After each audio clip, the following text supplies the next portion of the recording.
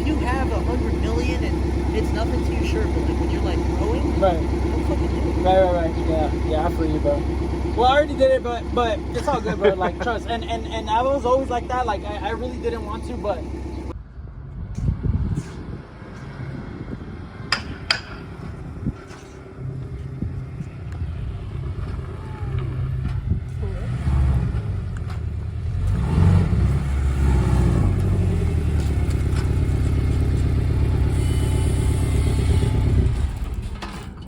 Dude, I haven't been to your house in forever.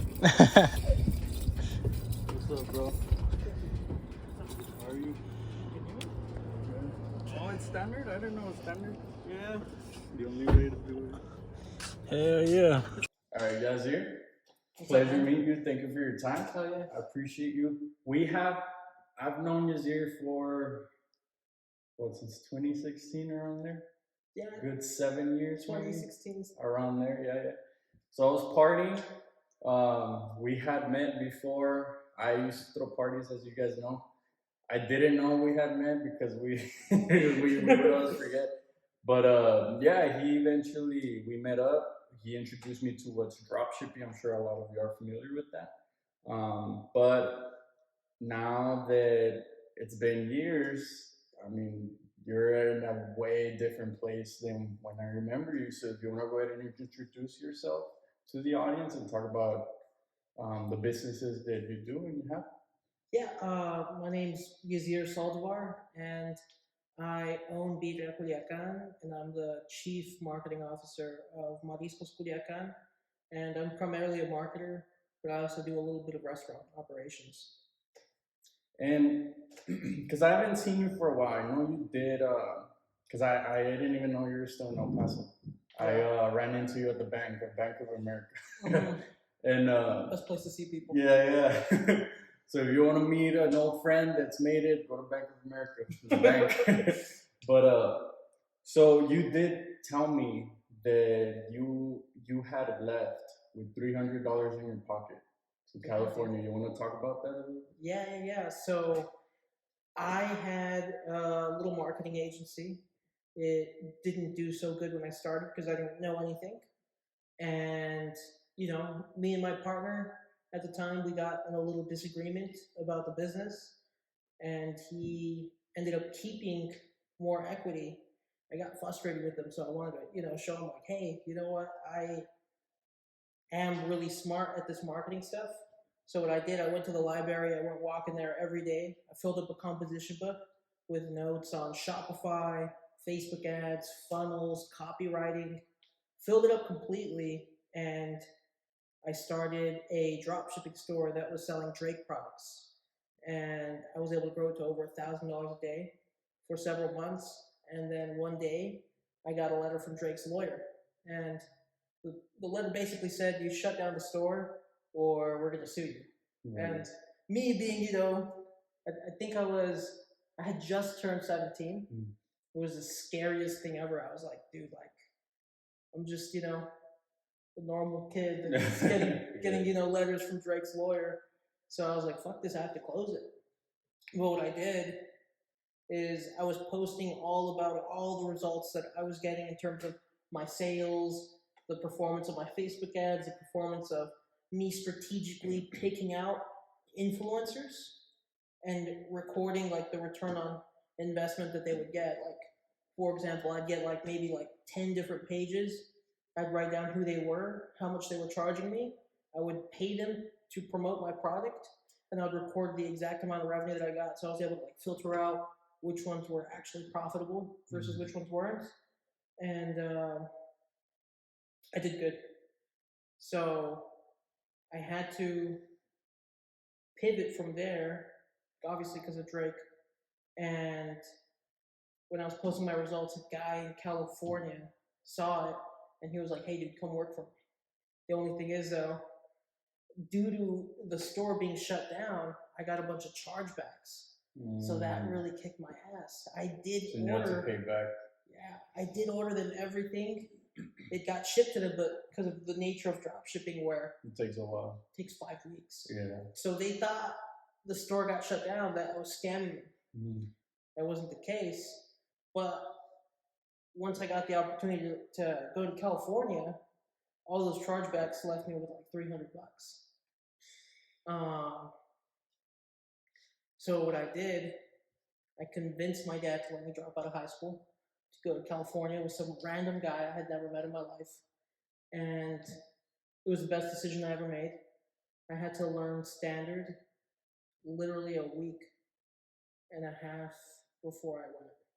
No, like 2 weeks before I went. Mhm. So I was like there going, and I had never been like on a mountain or in LA traffic, Right. and I had taken the car there. It was insane. Yeah, going to LA when I mean I've gone when I was small. I've never really like traveled or anything like that, just with my family. I actually got stranded with a couple friends. Well, just me. They left. But it wasn't even like a business opportunity or anything like that. At least with yours, it was an opportunity. I just wanted to go skate. As you know, I used to skate.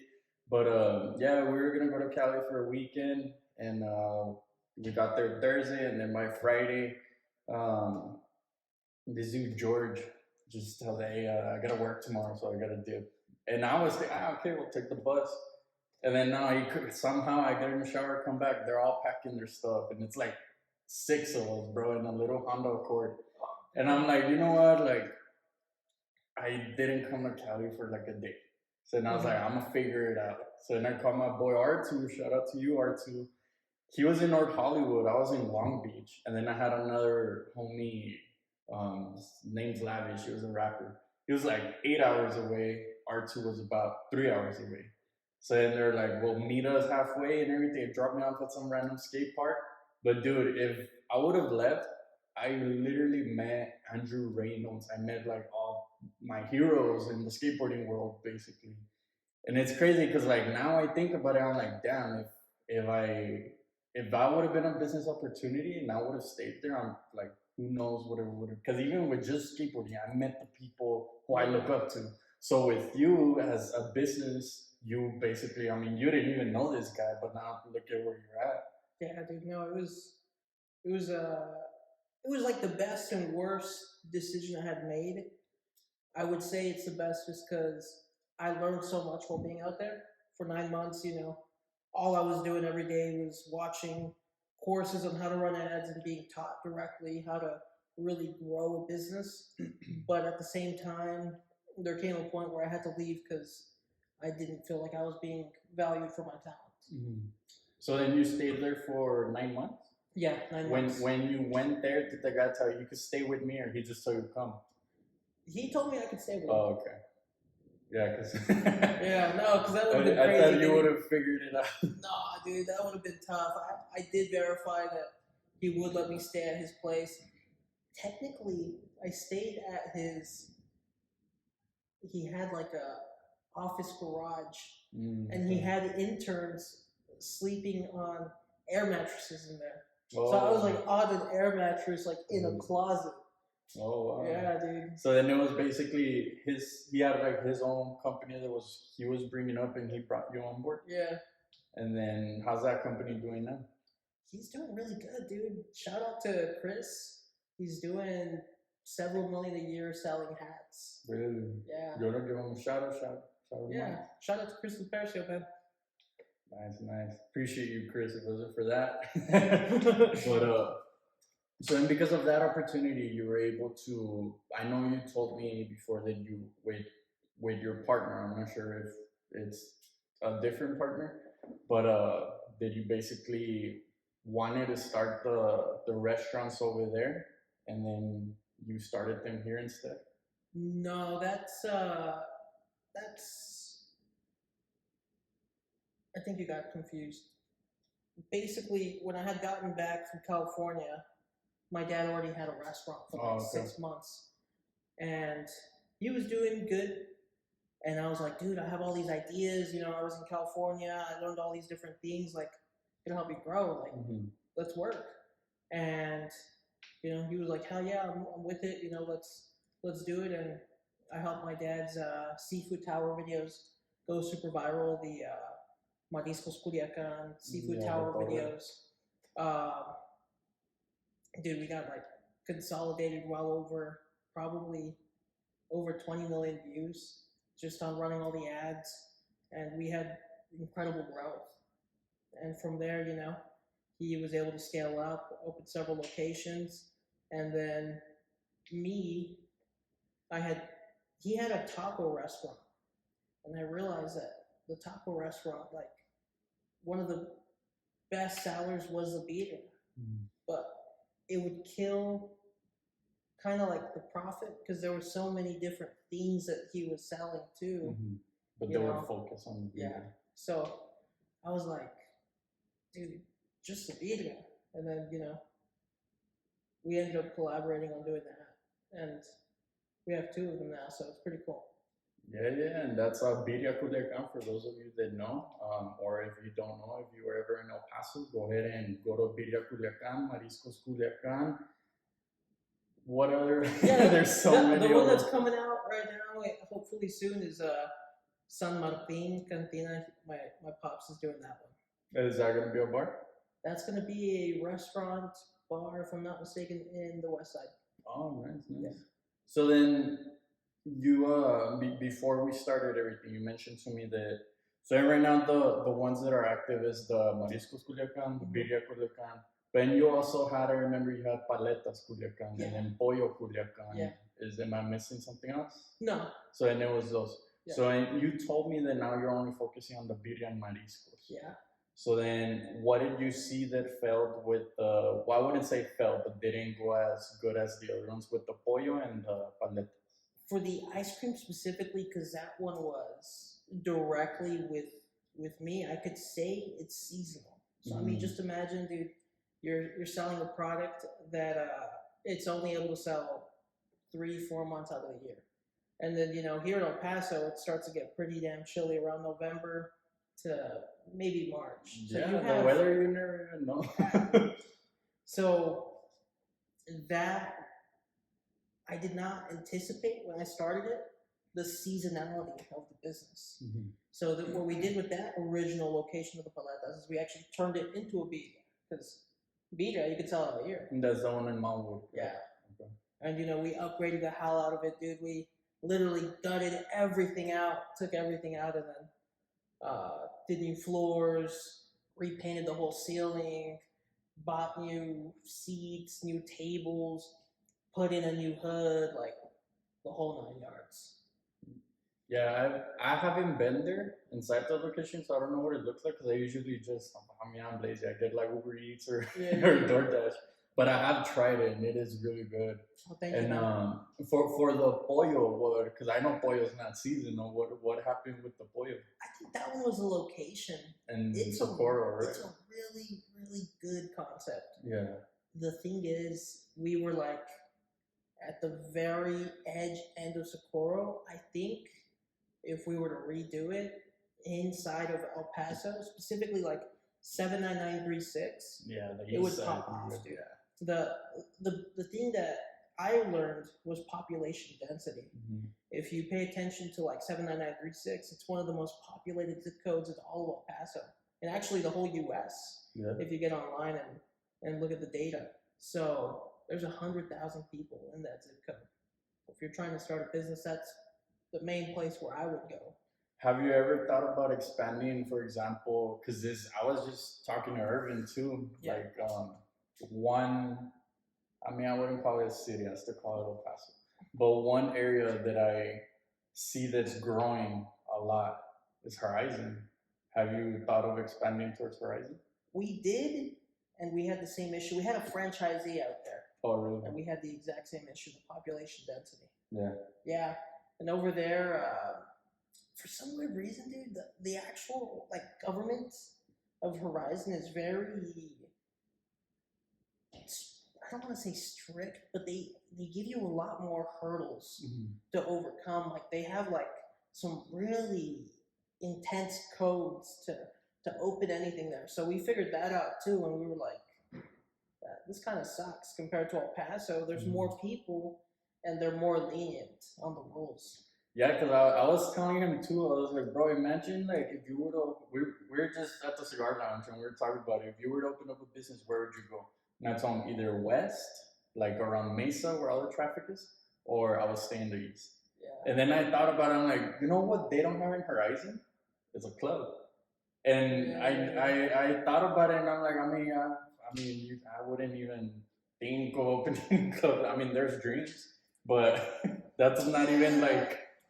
No, dude, I don't think El Pasoans should really expand there just yet, just because of the population density. I think a good area to be in right now that I wish I would have known about then is that Horizon area where like the Amazon is, where River Oaks and The East Lake area. like that thing's cool, dude. I wish when we had given that area a shot, that was open. If I was trying to do something in that area now, it would be there.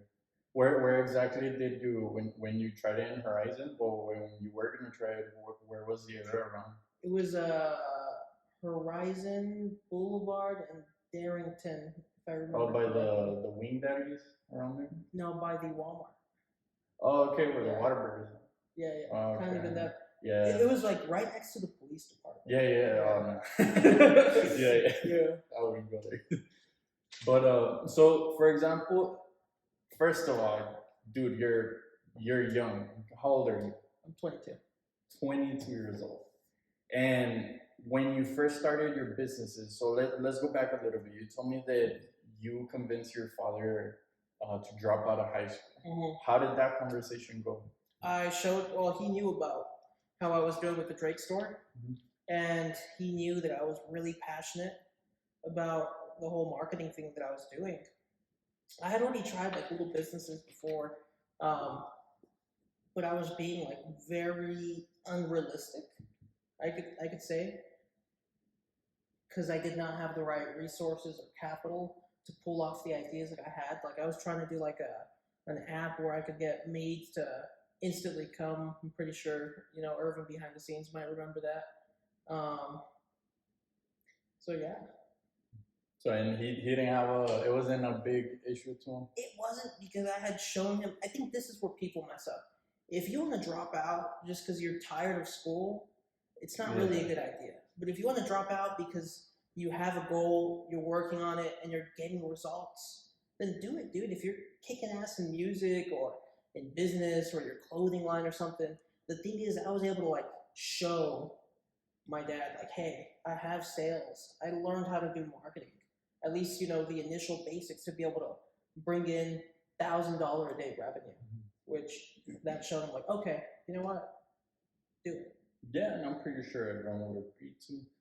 I mean, because I do have a lot of friends. I mean, now that I kind of transitioned more into an entrepreneurial background myself, I've always had that mindset. I feel like we all have that fire inside of us that we just don't know how to get it out. I mean, you just said you wanted to create an app with maids, and then the Drake, I mean, everything goes good. Then when it comes to, but the thing about you is that you didn't give up.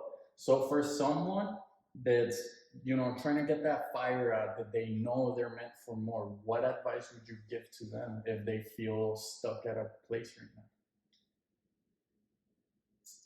I think there's two answers to this. The first one is you have to have a really, really strong purpose as to why you're doing it. When I was growing up, we came from humble beginnings, food stamps, WIC, at one point even, unfortunately, me and my mom had to stay briefly in a homeless shelter. So that taught me the value of money. And when I'm working on something and it's like not going the way I want it to, and I know I need to maybe sharpen the edge and focus on it more, I kind of just remind myself on,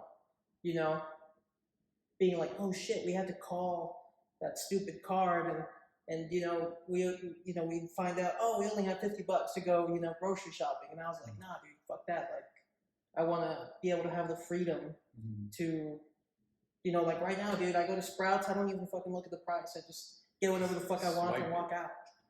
And thank God, I'm grateful to have that blessing in my life. But that's where part of the motivation comes, is those experiences when I was younger and truly living a humble life and having those two perspectives. And then the second thing is, you have to really believe in what you're doing. Sometimes people, they see it's a trend, they see, it's something of right now and they're not in love with it. Like I'm in love with Pizza. I'm in love with the concept. I'm in love with the idea of franchising it. I love the reaction that the customers have when they're eating it, and yeah, that's part of the passion. Yeah, and it's just how you said, you gotta see the results first, because I do get that question a lot. Like, I didn't go to college and I was gonna go to college, but the reason I didn't go to college was just because I didn't, right out of high school, everyone kept signing. I mean, I'm pretty sure it happened in your high school too, where they go talk about college, blah blah blah. They give you this whole talk, but I just didn't get it, because everyone kept signing the paper. Right after I signed the paper, boom, more school. Even then, it's not guaranteeing me what I want to do. So then I was one of the first that told the counselor, some fucking lady, I forgot her name. She was a teacher, but I told her, I was like, nah, I don't want to. And everyone looked at me like I'm a dumbass. I had the exact same experience, and bro. yeah, I'm pretty sure that when you dropped out, they're like, fucking Yazzir is a dumbass or something. I'm pretty sure you talked down. But then now that they look where you're at, they're like, bro, like, it's happened to me with those people that I remember that day. It was at the gym when I told the teacher that no, I'm not gonna go to college. It was mostly because I didn't know what to do. Eventually, if I do want to go, then I'll make that decision myself. Because all those people call me a dumbass, and they're dropping out either way. Yeah. And then they drop out, and then they go back, and then they drop out again. And then they get their GED. Yeah, exactly. And then it's the same purpose. So then those people that ask me, what are your takes on college? And I tell them, look, if you don't want to go to college, then don't go if you're not ready. If you don't know what you want to do, because me, myself, if you want to go be a doctor, things like that, then yeah, it's necessary. Other things, yeah, you can learn, but what I've learned myself is trial and error. That's the best teacher, and I'm sure you've dealt with a lot of trial and error to be where you're at right now. Shit ton. What are some of the obstacles you have gone through, other than the paletas, the pollo, with the mariscos and the birria, the obstacles that mostly hurt you right now? You know what, dude? Knock on wood, there hasn't really been any crazy obstacles in those, thank God.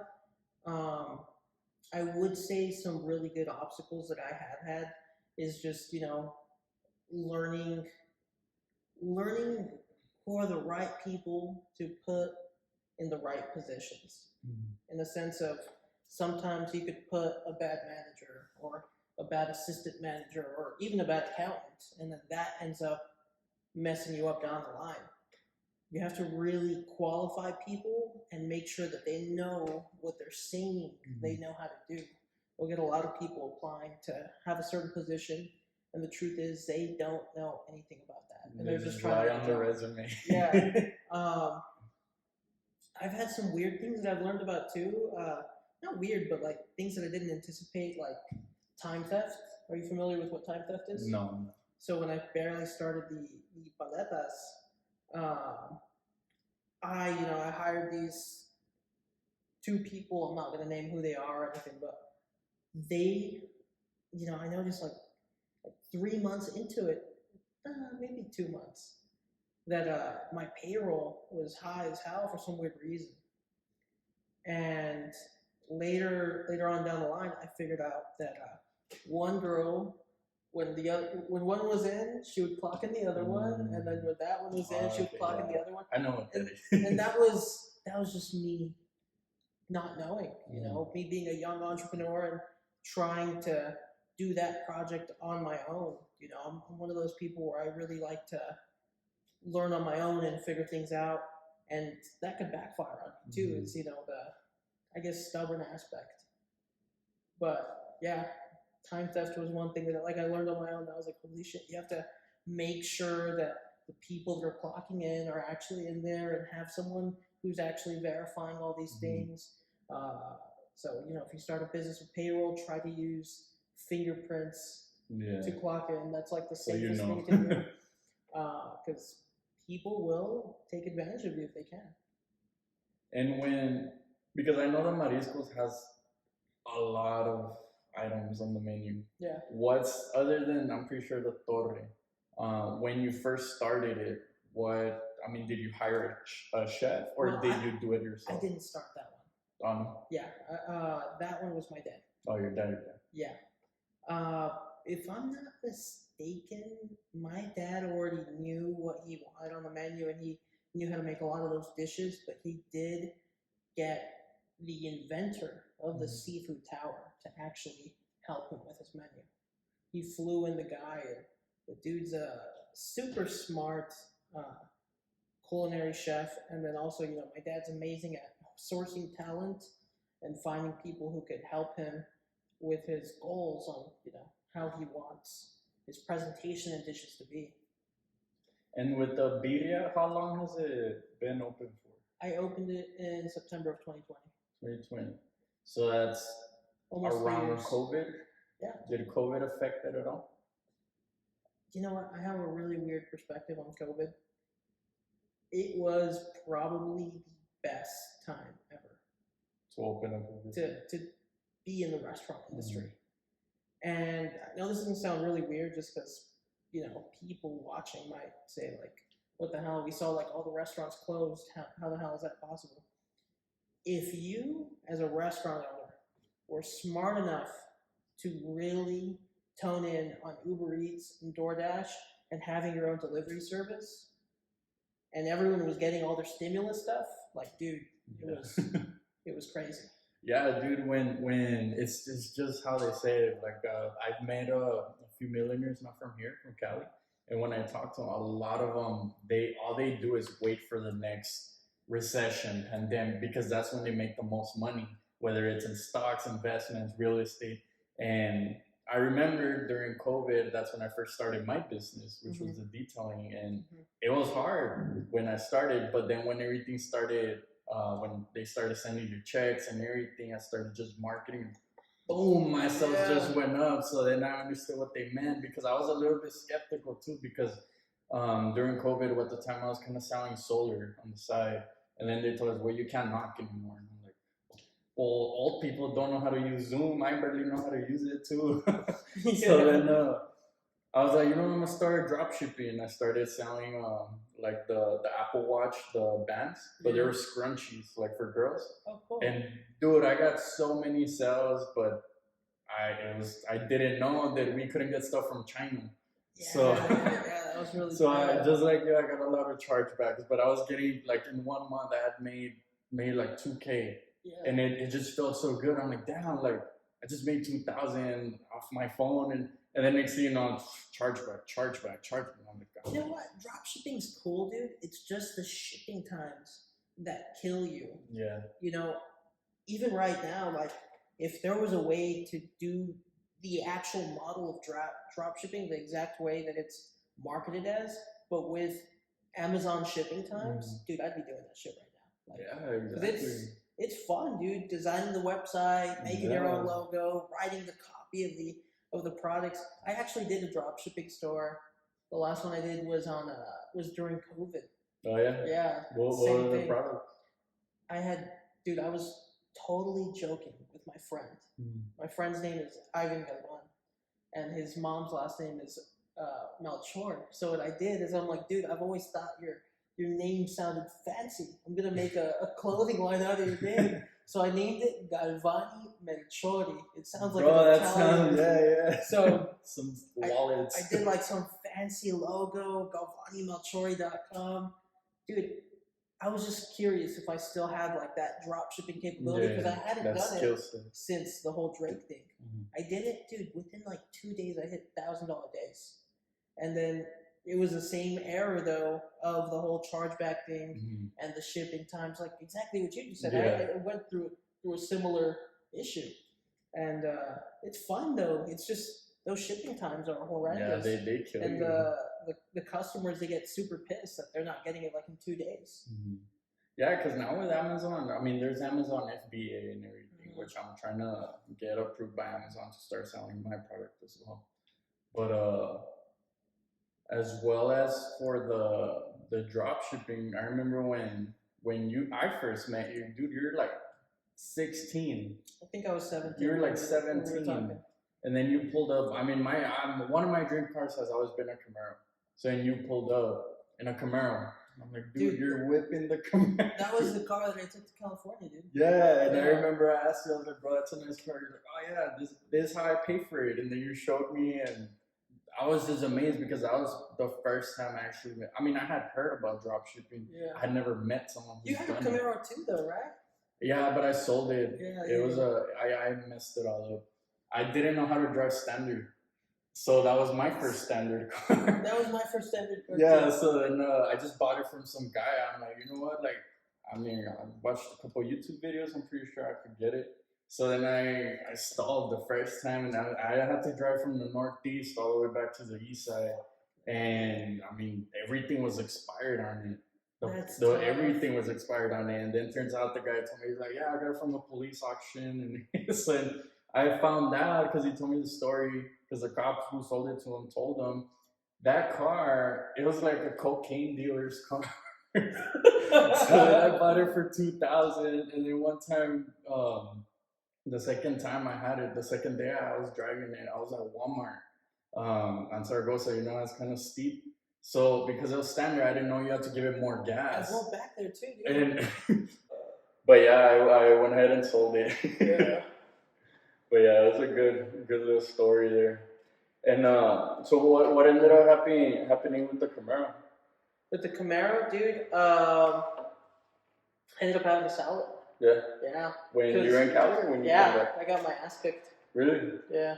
What happened over there? Well, like I mentioned to you, I was working for those guys, and since they kind of viewed me as like their student in a sense, they weren't paying me too well, so I had to get rid of it.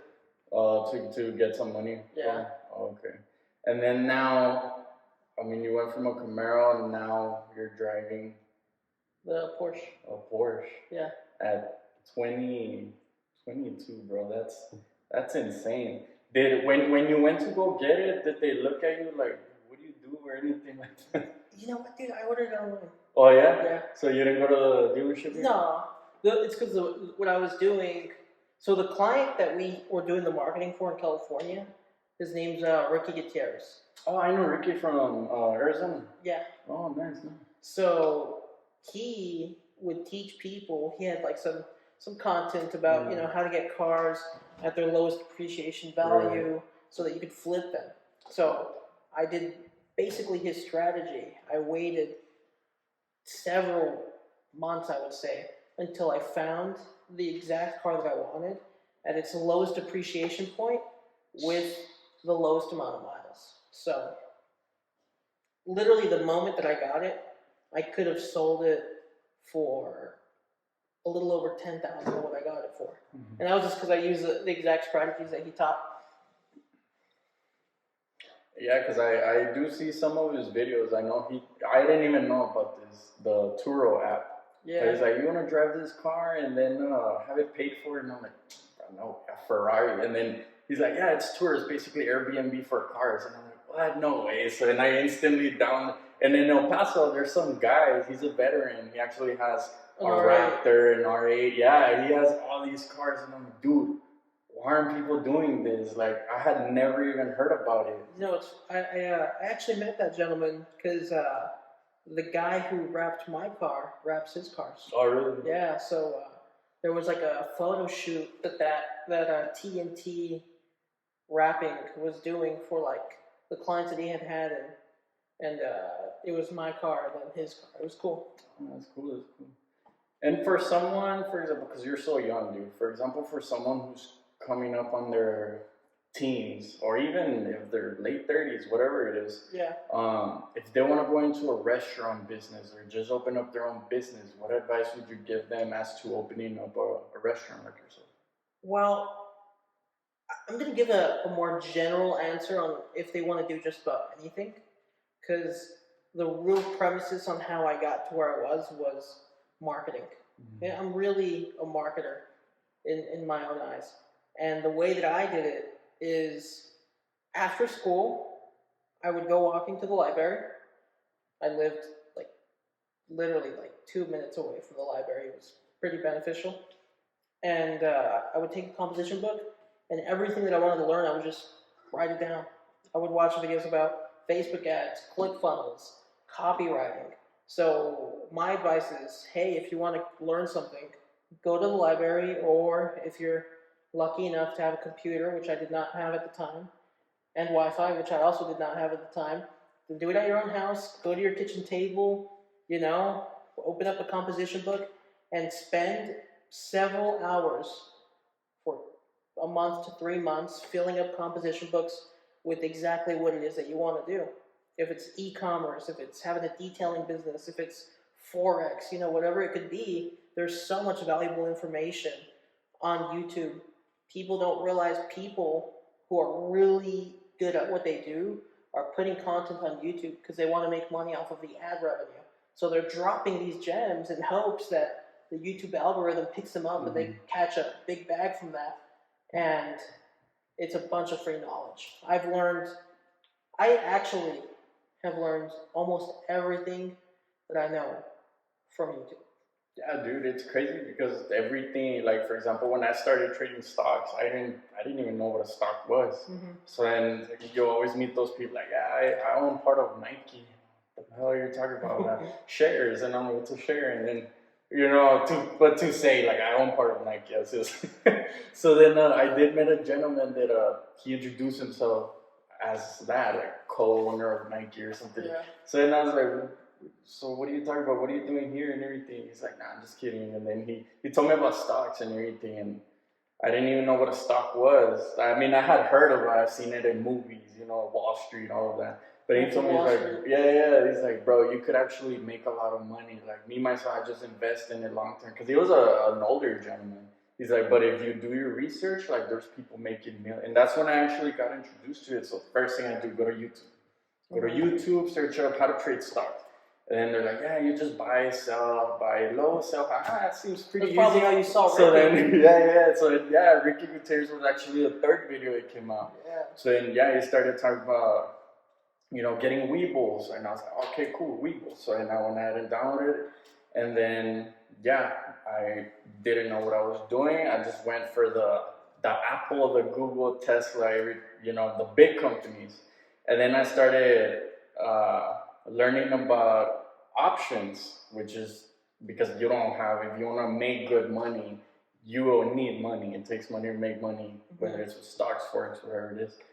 So then, because of YouTube, now I was able to learn all of that. But if it wasn't for that, it's just how you said in YouTube. It's literally more beneficial in college. That's how I see it. Because in college, and it's free. In college, I mean, obviously they have their courses and everything, but me, myself, courses are more if you want to learn from A to Z.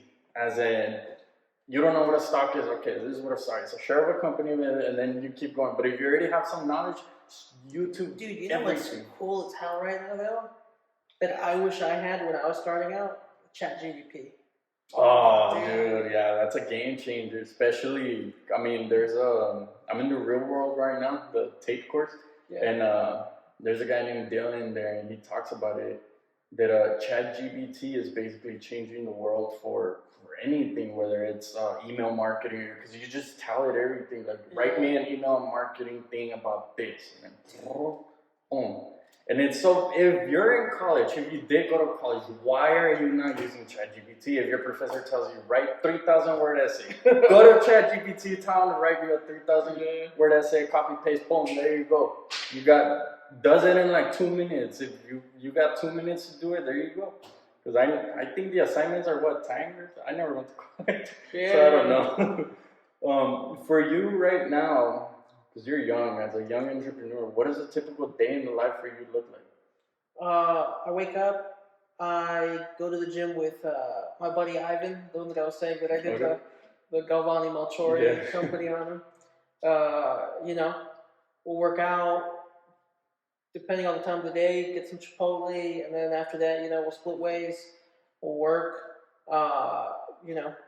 do a to-do list on what I need to do. Typically, I do it like on Mondays. I'll kind of write out all the main tasks that I really want to accomplish, and throughout the whole week, I'll just be knocking out those tasks. So you have a to-do list each week? Yeah.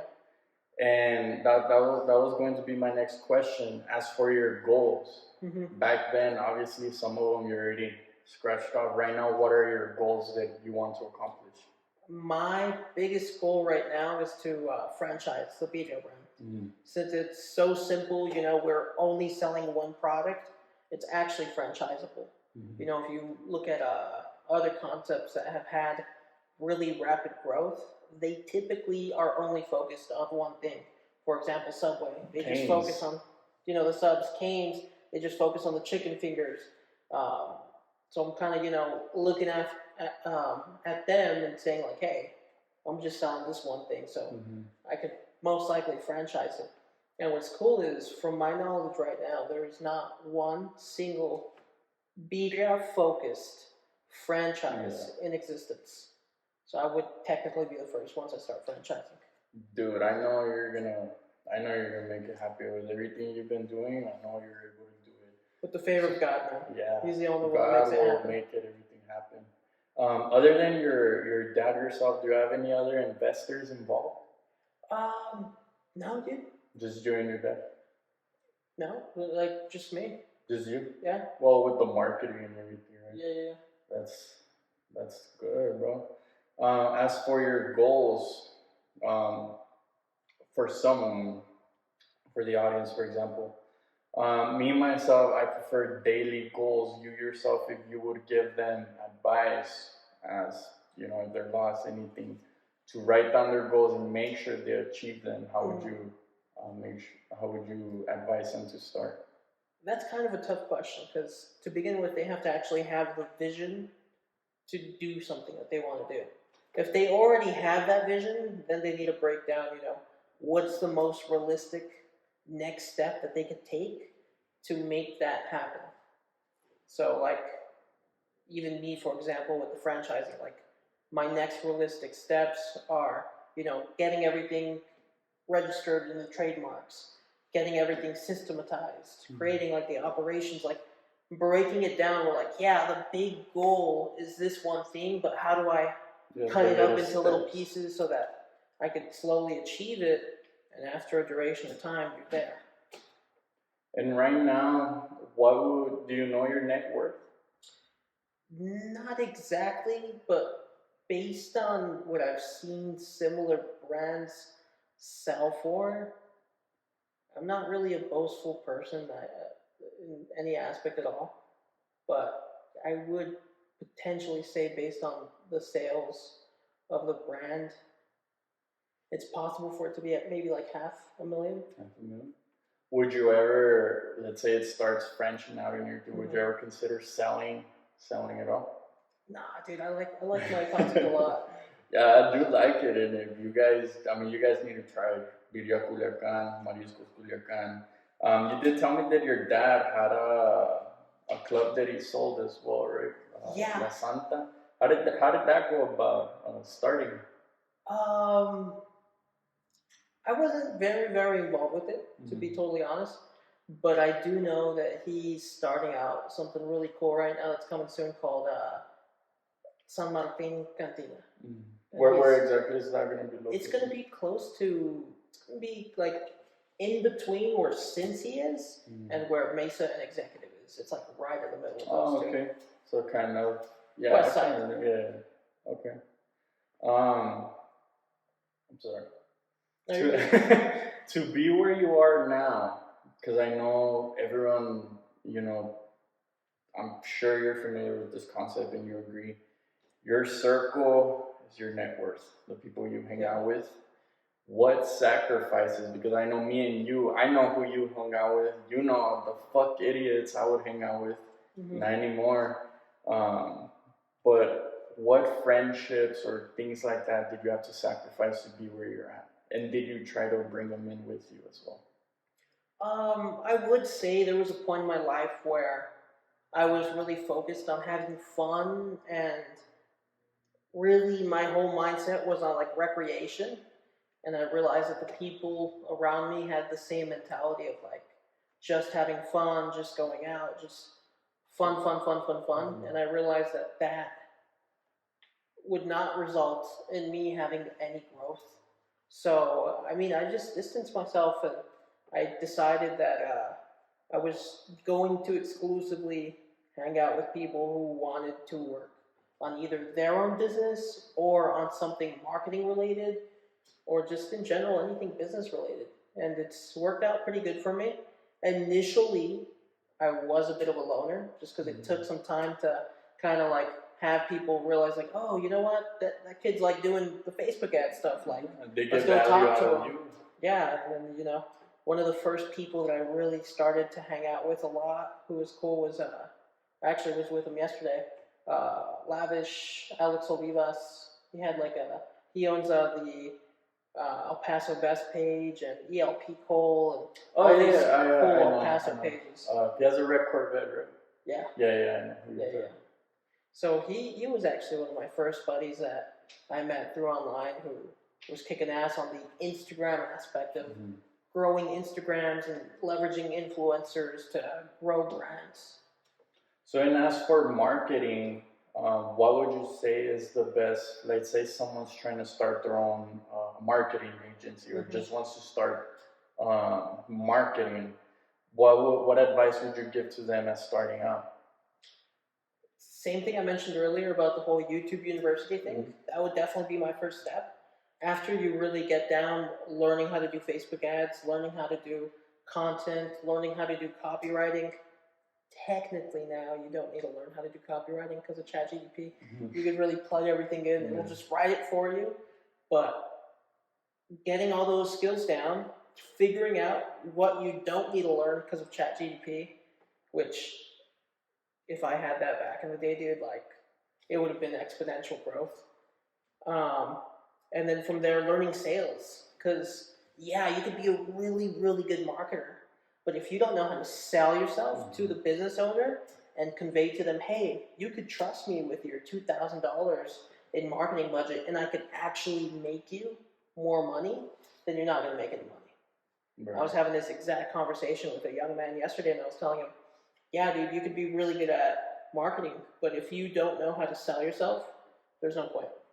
Right. Yeah, and I did learn that from a couple people that I have learned, and they went ahead and told me that you could have the best product, the best ad, whatever it is. If you don't sell yourself, it doesn't matter. It's just like Apple. Apple has, everyone has an Apple nowadays. Even, McLaren, Ferrari, they stopped doing the Android plugin. Now it's all Apple. Why? Because their sales are up here. But even, let's say, Steve Jobs or just the brand itself, they didn't have sales. Nobody would buy Apple. And it's a great product, but, everyone would have Android instead of Apple. So when he put that aspect, I didn't fully get it. I'm like, what do you mean? Is it the product? He's like, no, who goes and shows the iPhone? Like Steve Jobs. It's like, exactly, because he knows how to sell. And that, I never thought about it that way, because it's true. Like, you could have the best product, whatever it is, but if you don't know how to market it, sell it, whatever it is, then it doesn't matter. You just wasted a good product. 100%. So with that being said, you want to go ahead and learn how to sell. Most of all, I feel like that's the one skill set that really taught me, because I used to, you've met me before, when I was in my partying phase, I knew how to sell parties. Even a party, I knew how to sell that shit. And it was, you remember what I would do. I actually did a similar thing too, I'm sure. Irvin might remember. I actually copied your business model. There you go. So there you go. And I had so many people too, like, how do you do it? I'm like, bro, first, because they're like, I have my house and I want to throw. I'm like, no. Dude, don't get your house involved, because then people are gonna break stuff. So, and that was one thing, and I wrote everything down. So when I started partying, that was my main thing. I'm like, because I'm pretty sure I've told this story before. It's on my YouTube. I'll shorten it. But when I started partying, dude, I used to not party in high school at all. I thought it was a waste of time, everything stupid. And then one of my friends, you could make money from because I didn't know, because he's like, yo, let's go to this party, and I was like, all right, whatever, I'll go just because you're my homie. Bro, I went, the guy at the door, $5. I'm like, what the hell, people are charging? He's like, don't worry, I got you. So he paid for me there, $10. I go, bro, everyone's just like at the corner doing nothing. Like, hey, bro, And I'm like, dude, this is a party, like, this is lame. I was expecting like a Project X type thing. And then I was like, how many people are here? So then I started counting. I'm like, if they're $5 each. So then I took out my phone. I'm like, dude, these guys are making like $300 a night. I'm like, I could do this. And I could do this even better. So then I went to the whoever's house it was, and I was like, hey, bro, like, this party's kind of lame. Like, let me throw it. And he kind of knew who I was because everyone knew I used to skate. He's like, what the hell, you party? I never seen your parties. I was like, it's because I'm busy. And, and then I thought about it and I started watching Project X. I'm like, what did they do? I'm gonna take some notes. And I started taking notes, everything I started. So then I was like, I gotta go to Spencer's. So then I went to Spencer's, got a blow up doll just so it could be different. And then got the dick gun. I'm sure you're familiar with it. So then, from there I was like, I'm gonna charge 10. And back then $10 was a lot of money. So then people didn't want to pay. So then I was like, I'll just do girls free. Because I was charging girls too. Because I was looking at volume. And so then I was like, if we give girls for free, guys are going to see that. And they're going to want to come and they'll pay. Because they don't want to seem like a brokey. So then I would hit up girls like, hey, bring as many guys as you want or whatever, blah, blah. So then when the girl's there, like, hey, $10. Obviously, if a girl's there, well, you can't pay $10. So then now they look bad. So I use them as the bait. So then from there, I started people came up to me because they saw the value. So then I started selling that. And then other people started studying what I was doing. If you don't mind me asking, what's like the most you ever made in one night from throwing a party? 1,400. 1,400? Yeah. And then I did a party with Justin Kaufman. The owner of Back Nine. I actually did a podcast with him too. But long story short, we did it at his gym, and they robbed us. They broke into the office, took all that money, and it was a great night. But we ended up with no money. And dude, that would have been. It wasn't even. It was barely like 3 hours in. Was that before he had the nightclubs? That was after. He already had them. He had a few. The main one was Back Nine. Yeah. And then actually, the main Mariscos that my dad has. It's right next to it, right? Oh, where it was. Oh, it's not there now? Oh, the Back Nine. Yeah. Oh, okay. Yeah. That's unfortunate, bro. Like, I wish that guy could have kept that place. Well, I know he did tell me he sold it. Right now he's starting. I'm not gonna say much. I'll let him talk about it. But now he's starting a new one. Bigger one. He put it all over the news, dude. Yeah. Yeah, it's a gym, like, bar thing, right? Yeah, something like that. But this one's going to be way different. It's going to be insane, dude. It looks beautiful, dude. It's sick. I was looking at the article the other day, actually. And then he did tell me, you mentioned it on the podcast as well, that in Phoenix he's working with another influencer to open up something over there as well. That's cool. So he's making moves, bro. And I mean, it's crazy because back then, dude, like when I was doing all the parties, he hit me up. So then just like that guy hit you up, he saw the value in me. I didn't even know who Justin was. So then he hit me up. He's like, yeah, dude, like blah, blah, blah. I own Back Nine. What? I had never met like a business owner ever. Yeah. Like I would just see him and then, I saw him and then I saw his car. And when you see those things, that's when you see him in person, that's when you're like, this is possible. Yeah. So then I started hanging out with him, and then hanging out with him, got introduced to more people, and then from there I started kind of like not hanging out with the same people, but part of me would still hang out with those people, the fun. So then that's when I made that transition, as you were asking me before, because I was a party animal, bro. Like I know you were as well. Yeah. And dude, it was crazy because. Just like yourself, I was a loner for a good 2 years. You were like a local celebrity, dude. That's what everyone would tell me, that I was basically a celebrity, and then Instagram would take me down.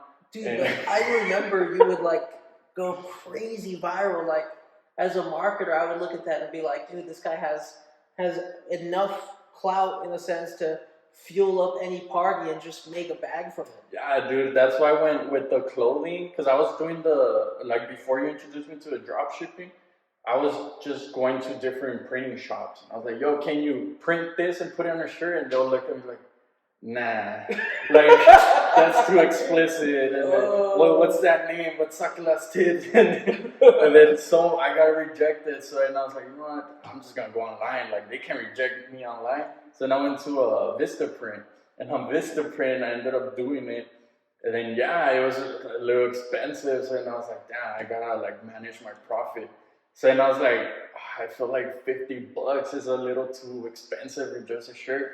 And I was like, you know what? I'm trying to make profits and $50. Dude, I didn't realize how like good at marketing. Like they didn't care about the price.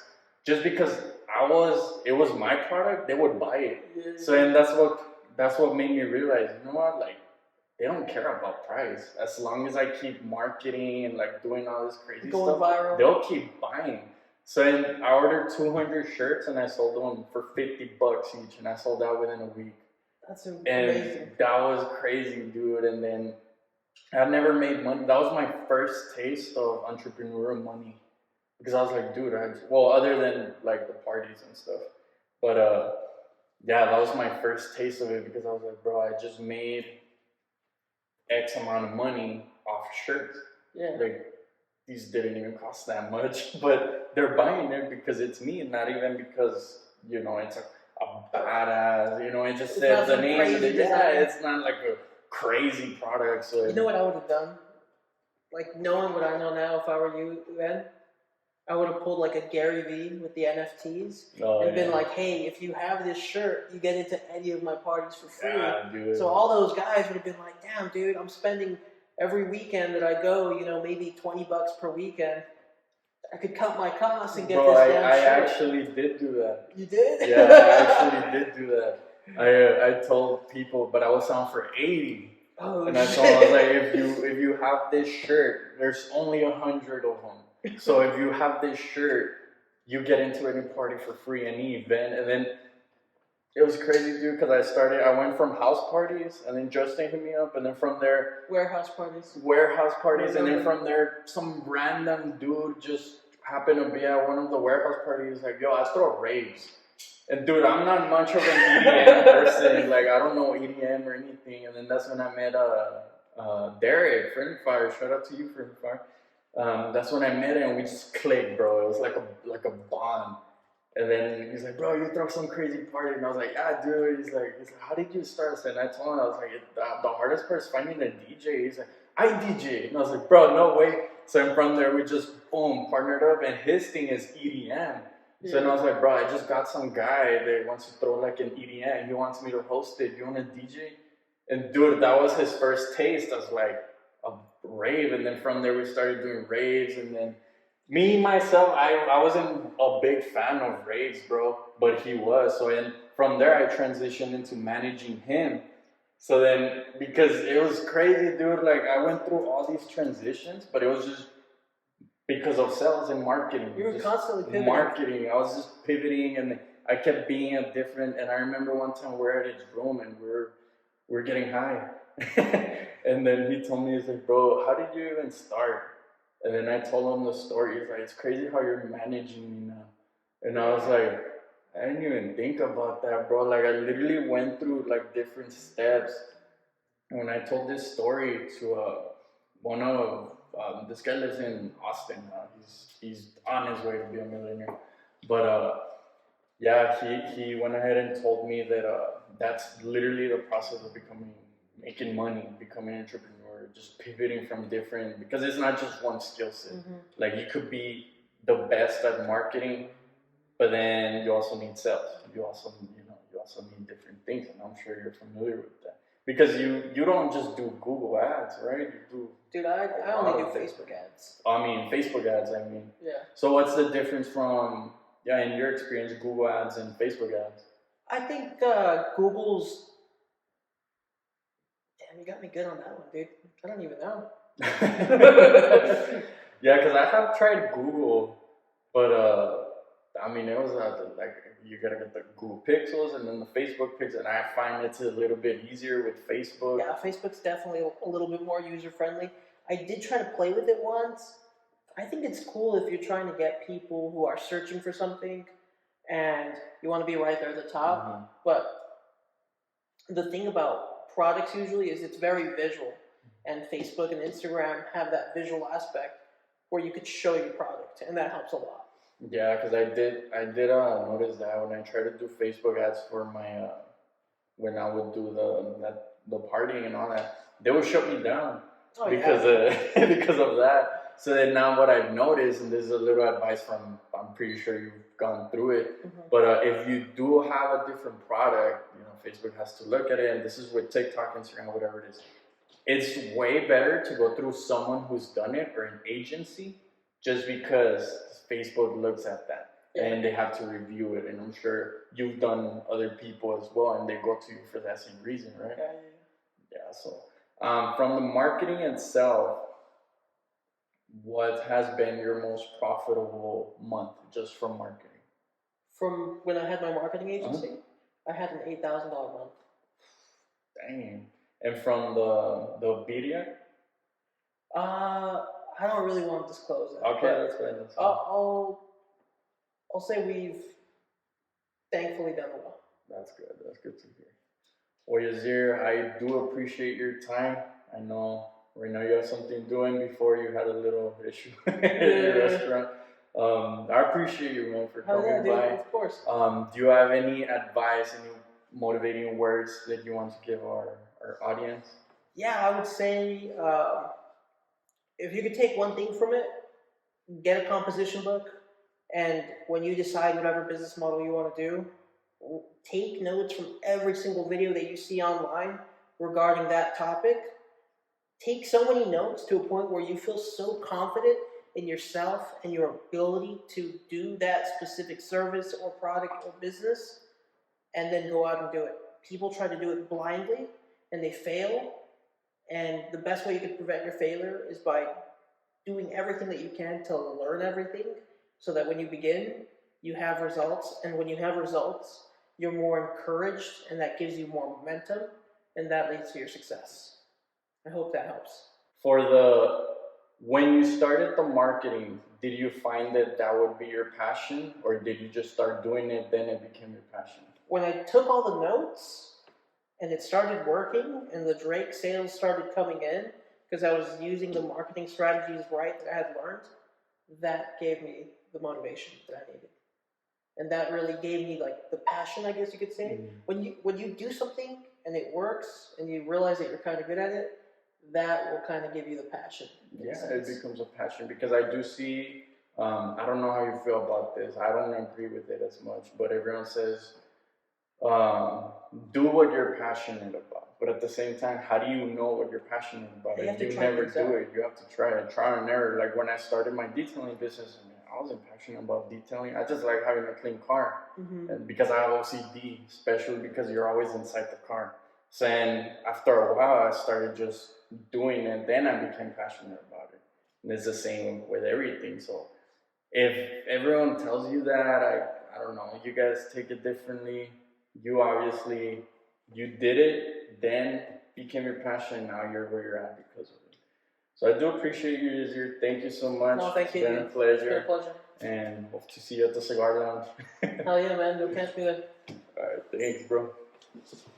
Oh shit, I got